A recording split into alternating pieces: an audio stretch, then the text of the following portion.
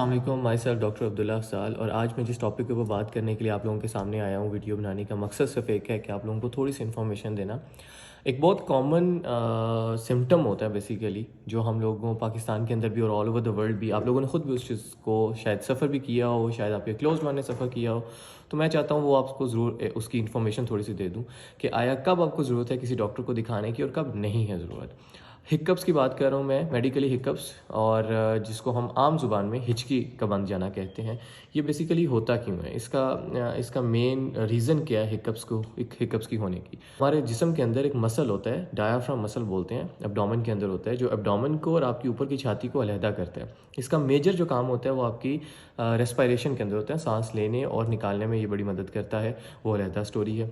इसी तरह एक और आपको चीज़ याद रखनी पड़ेगी कि यहाँ पे वोकल कॉर्ड्स होते हैं आपके थ्रोट के अंदर, जो आपकी आवाज़ प्रोड्यूस करने में मदद करते हैं। जो भी मैं आपसे बोल रहा हूँ वो भी वोकल कॉर्ड्स के फंक्शन की वजह से आपसे बात कर रहा हूँ।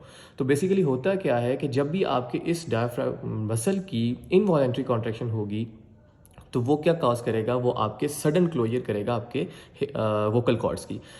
सडन क्लोजर का मतलब है vocal cord open and close होते हैं तो ही साउंड प्रोड्यूस होती है। तो जब सडन क्लोजर होगी तो उससे आपकी साउंड प्रोड्यूस होगी हिक हिक।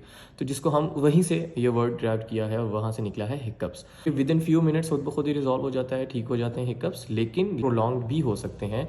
फॉर मोर देन 48 आवर्स तक भी रह सकते हैं, and even it last for few months also, which will be a serious matter to discuss और to consult with someone.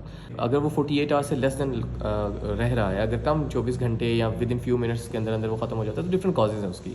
For example हमारे पास कार्बोनेटेड बेवरेजेस बहुत ज़्यादा इस्तेमाल होती हैं, जिसको हम सॉफ्ट ड्रिंक्स या कोल्ड ड्रिंक्स बोलते हैं।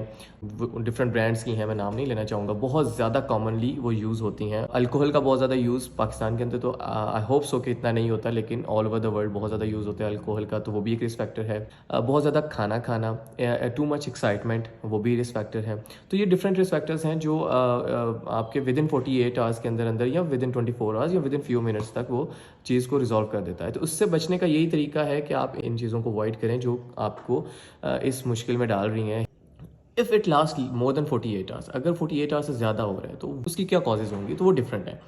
फॉर एग्जाम्पल उसमें कोई भी आपका नर्व डैमेज हो चुकी है, नर्व वो वाली नर्व जो आप डायफ्राम मसल को सप्लाई करती है, सीएनएस का कोई इशू हो चुका है, फॉर एग्जांपल कोई रोड ट्रैफिक एक्सीडेंट के अंदर सीएनएस अफेक्ट हुआ है या शॉक के अंदर, तो लॉन्ग हिकअप्स कर सकता है। थर्ड चीज़, आपका कोई मेटाबॉलिक डिसऑर्डर है, या बहुत कॉमन जो है मेडिकेशन कोई आप ऐसे यूज़ करें जिसकी वजह से आपको प्रोलॉन्ग हिकअप्स हो सकते हैं।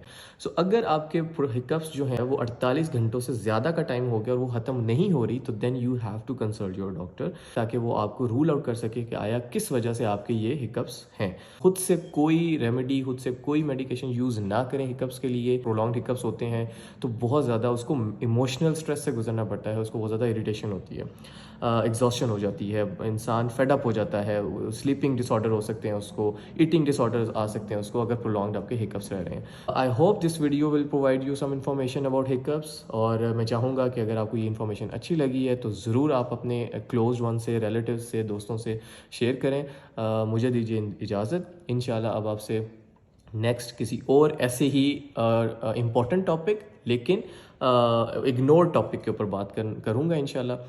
तब तक के लिए अल्लाह हाफिज़, अपना बहुत सा ख्याल रखिए, फ़ी अमान अल्लाह।